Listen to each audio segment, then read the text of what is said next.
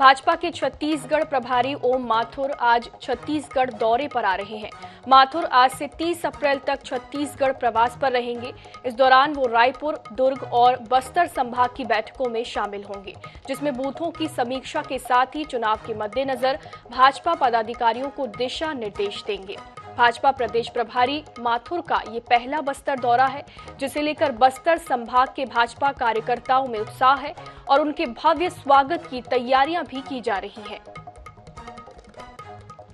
जी हमारे प्रदेश के प्रभारी हैं और उनका जो कार्यक्रम है वो 24 तारीख से लेकर के 30 तारीख तक इस हमारे छत्तीसगढ़ प्रदेश में रहेंगे, जिसमें हमारे रायपुर, दुर्ग और बस्तर संभाग के इस विभिन्न बैठकों और कार्यक्रम में सम्मिलित होंगे और उनका सघन प्रवास रहेगा और कार्यकर्ताओं से रूबरू होंगे।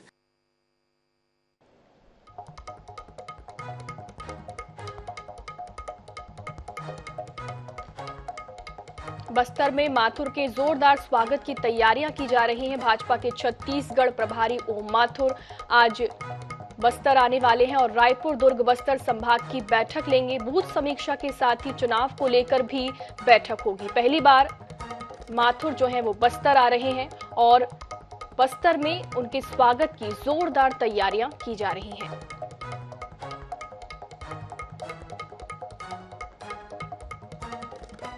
भाजपा के छत्तीसगढ़ प्रभारी ओम माथुर बस्तर आ रहे हैं। पहली बार उनके स्वागत की जोरदार तैयारियां यहां पर की जा रही हैं। साथ ही साथ उनके आगमन को लेकर कार्यकर्ताओं में भी जबरदस्त उत्साह है। ओम माथुर बूथ समीक्षा के साथ चुनाव को लेकर भी बैठकें करेंगे। बता दें कि ओम माथुर पहली बार बस्तर आ रहे हैं। भाजपा के छत्तीसगढ़ प्रभारी ओम माथुर का दौरा है। आज रायपुर आएंगे और बस्तर में रायपुर, बस्तर संभाग की बैठकें लेंगे। बूथ समीक्षा के साथ चुनाव को लेकर भी इस दौरान बैठकें की जाएंगी। ओम माथुर के दौरे को लेकर कार्यकर्ताओं में भी जबरदस्त उत्साह देखने को मिल रहा है।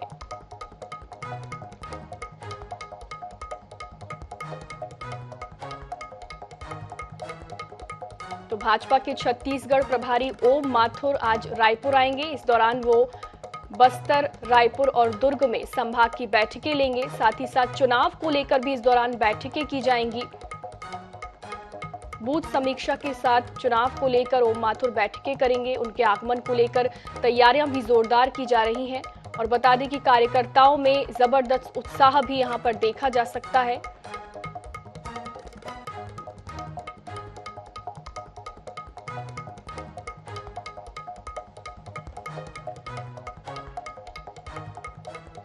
मुख्यमंत्री भूपेश बघेल ने एक बार फिर भाजपा और केंद्र सरकार पर हमला बोला है। कौशल्या महोत्सव मनाए जाने पर सीएम ने कहा कि पूरी दुनिया में एकमात्र कौशल्या माता का मंदिर छत्तीसगढ़ में है।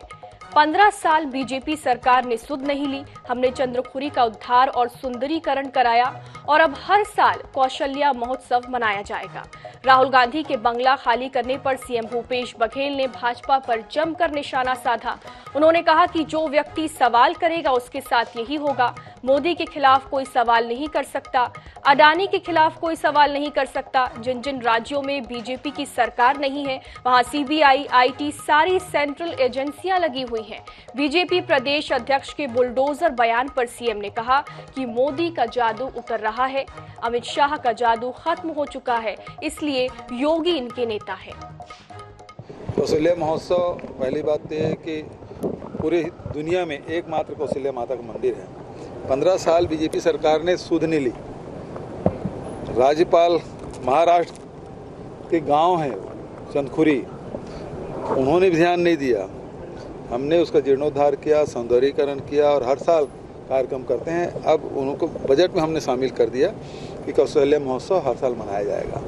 देखिए, जो भी व्यक्ति सवाल करेगा उसके साथ यही होना है। मोदी के खिलाफ कोई सवाल नहीं कर सकता, अडानी के खिलाफ कोई सवाल नहीं कर सकता। मोदी जी से सवाल करो तो एक बार सह भी लेते हैं, लेकिन अडानी के खिलाफ कोई सवाल करोगे तो बर्दाश्त नहीं होता। उसकी राहुल जी की सदस्यता भी समाप्त हुई और उसको बंगला भी खाली करा दिया गया। अभी सतपाल मलिक के साथ क्या हुआ, उन्होंने एक सवाल कर दिया, उसके पीछे सीबीआई लग गए। और जिन जिन राज्यों में आप गैर भाजपा शासित राज्य जितने हैं उसमें सब ईडी, आईटी, सीबीआई, डीआरआई, वो सारे सेंट्रल एजेंसी लगी हुई है। तो प्रजातंत्र में सवाल पूछा जाता है, या तो विपक्ष सवाल पूछते हैं या पत्रकार सवाल पूछते हैं। पत्रकार वारदात कभी करते नहीं, और विपक्ष यदि सवाल करे तो सिर कुचल देते हैं, दबा देने की कोशिश। देखिए, मुख्य रूप से बात यह है कि उन्होंने ये लाइन कहा कि बुलडोजर चलाएंगे, ये लाइन कह के उन्होंने ये बता दिया कि मोदी का जादू उतर रहा है, अमित शाह का जादू खत्म हो चुका है, और इसलिए अब योगी इनके नेता हैं। तो ये स्पष्ट करें कि मोदी और शाह की जोड़ी चलेगी कि अब योगी की राजनीति चलेगी। उनको तय करना चाहिए कि उसके नेता कौन है, योगी हैं कि मोदी जी हैं। रविवार को रायगढ़ प्रवास पर रहे प्रदेश के संस्कृति और खाद्य नागरिक आपूर्ति मंत्री अमरजीत भगत ने भाजपा को आड़े हाथों लिया। उन्होंने मीडिया से चर्चा करते हुए बुलडोजर संस्कृति पर कहा कि जो बात दिल पर रहती है वो जुबान पर आ जाती है। छत्तीसगढ़ शांति का टापू है, यहाँ लोग अमन शांति से रहते हैं, किसी का घर उजाड़कर लोगों के मन में भय का माहौल पैदा नहीं होने देंगे। वहीं मंत्री भगत ने प्रदेश में भाजपा के मजबूत होने के बयान पर पलटवार करते हुए कहा कि आज कांग्रेस की सरकार है, प्रदेश में खुशहाली है, किसानों को उनकी उपज की सही कीमत मिल रही है।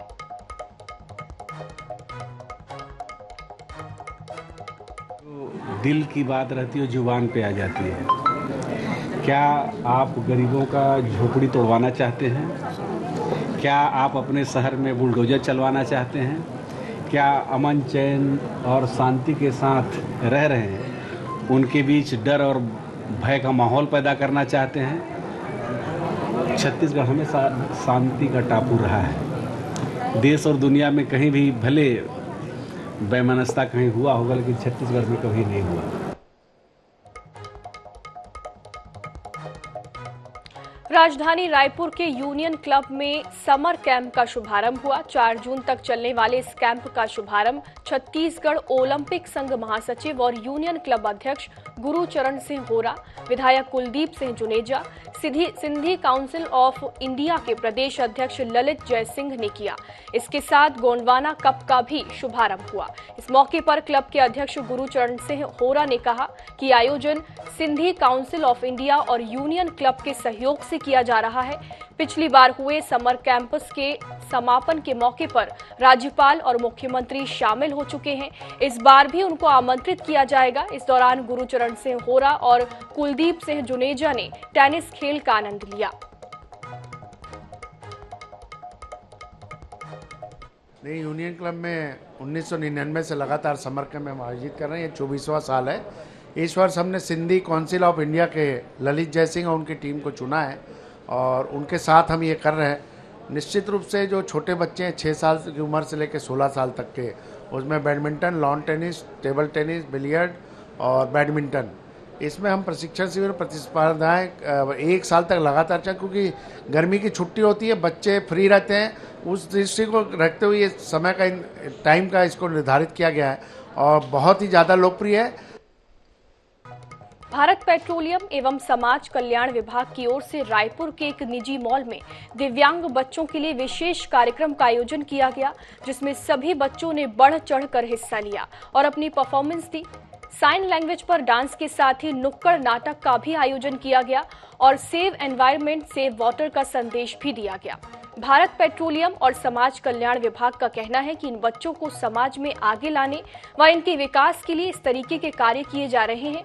ये सारे बच्चे माना स्थित बाल गृह से आए हुए हैं।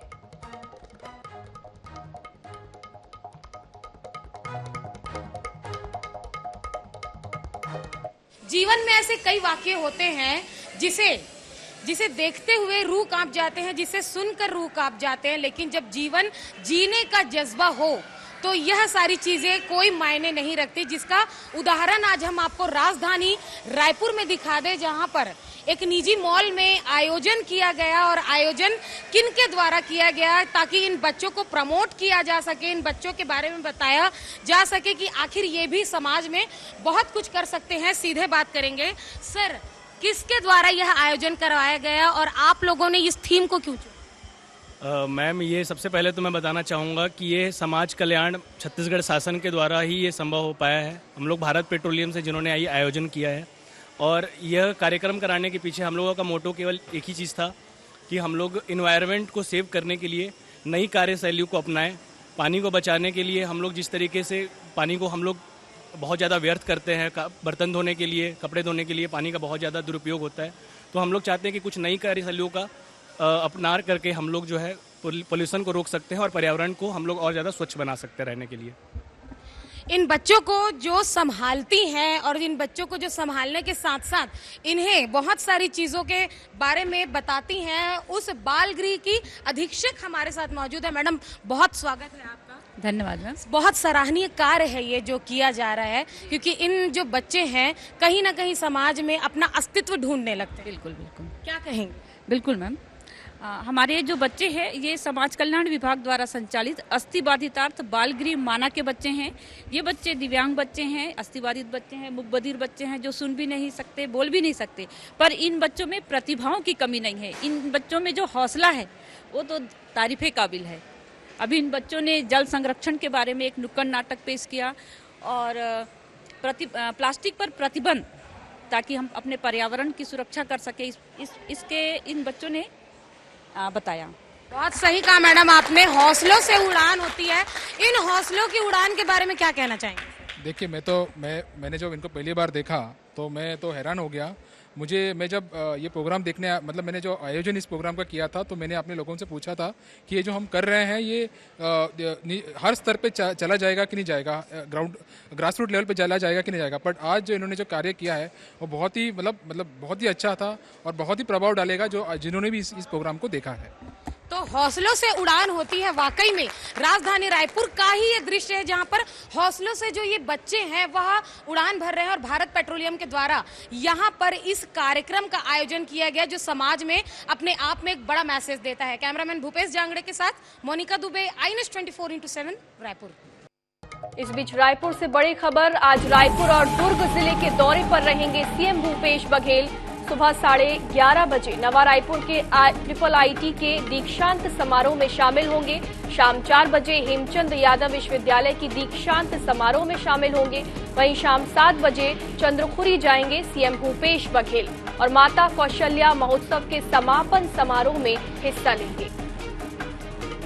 तो सीएम भूपेश बघेल आज रायपुर और दुर्ग जिले के दौरे पर रहेंगे। सुबह 11:30 बजे नवा रायपुर के IIIT के दीक्षांत समारोह में शामिल होंगे।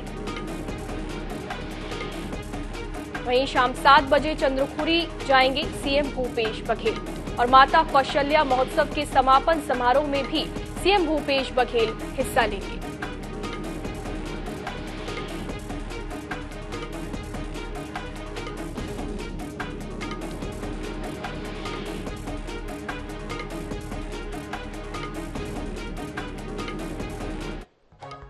6 महीने बाद छत्तीसगढ़ में होने वाले विधानसभा चुनाव में आम आदमी पार्टी भी मैदान में उतरेगी। इसके लिए पार्टी क्रमबद्ध तरीके से आगे बढ़ रही है। अभी बैठकों का दौर चल रहा है और सदस्यता अभियान चलाया जा रहा है। इसके बाद चुनाव मैदान में उतरने वाले उम्मीदवारों का सर्वे होगा। 3 दिवसीय दौरे पर यहां पहुंचे आम आदमी पार्टी के प्रदेश प्रभारी संजीव झा को छत्तीसगढ़ में पार्टी की सफलता की पूरी उम्मीद है। INS 24/7 संवाददाता मनोज नायक ने संजीव झा से तमाम मुद्दों पर चर्चा की। छत्तीसगढ़ में विधानसभा चुनाव होने हैं और आम आदमी पार्टी के प्रदेश प्रभारी संजीव झा अभी छत्तीसगढ़ दौरे पर हैं। वे अभी हमारे साथ हैं, हम उनसे ही बात कर लेते हैं। आपका दौरा है, 3 दिन के लगातार दौरे पर है, क्या क्या रणनीति बनाकर जाएंगे? देखिए, लगातार ऑर्गेनाइजेशन को कैसे आगे बढ़ाया जाए। अभी सदस्यता अभियान हमारा चल रहा है, हमारे कार्यकर्ता एक गांव जा रहे हैं, लोग उससे जुड़ रहे हैं। तो ये हमारी पूरी पहले कोशिश है कि पूरे प्रदेश के एक गांव जाकर आम आदमी पार्टी से कार्यकर्ताओं को जोड़ा जाए। फिर उसके बाद स्टेट के अपने मुद्दे हैं। आज देखिए, भ्रष्टाचार चरमोत्कर्ष पर है, लूट खसोट हर जगह हो रहा है, लॉ एंड ऑर्डर का बहुत बुरा हाल है।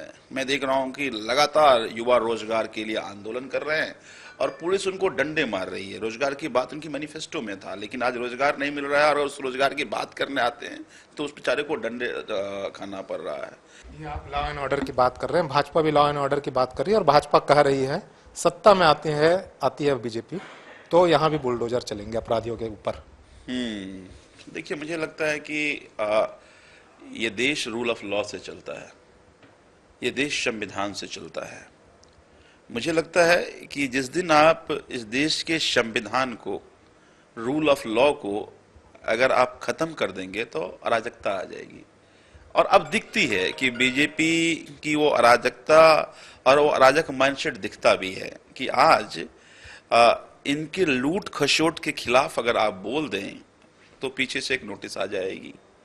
अगर आप कोई काम धंधा करते हैं तो काम धंधा बंद करने की साजिश कर देंगे, इनकम टैक्स को भेज देंगे, कोई ईडी को भेज देंगे, कभी सीबीआई को भेज देगा, कोई और फर्जी आपके एफआईआर कर देगा, तो उनके खिलाफ कोई न बोल पाए उसका पूरा ताना बना तैयार कर लिया। निश्चित रूप से आम आदमी पार्टी जो है उत्साह से लबरेज है। दिल्ली और पंजाब में सरकार बनाने के बाद छत्तीसगढ़ में भी एक विकल्प की तलाश जनता कर रही है, यह कहना है आम आदमी पार्टी के प्रदेश प्रभारी संजीव झा का।